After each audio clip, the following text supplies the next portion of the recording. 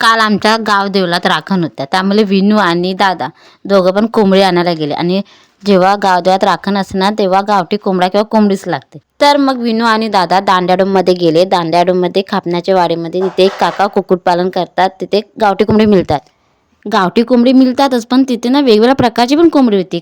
बदकासारखी दिसणारी कोंबडी होती, अजून एक कोणतरी कोंबडी वेगळ्याच प्रकारची होती, आणि आपली गावठी कोंबडी होती.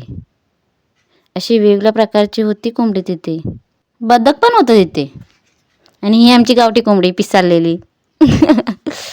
एवढ्या सगळ्या कोंबड्यांचा प्रकार बघून झाल्यानंतर मग दोघांनी पण एक एक गावठी कोंबडी घेतली राखण्यासाठी. आणि तिथून मग ते निघतातच आहे तेवढ्यातच त्यांनी एक वेगळाच कोंबडीचा प्रकार बघितला.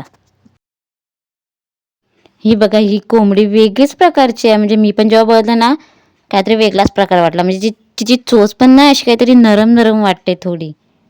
काय माहिती कोणता प्रकार आहे या कोंबडीचा. आणि हे बदकासारखं दिसणारी एक कोंबडी आहे. कोंबडीच आहे वाटतं काय ते, काय माहिती.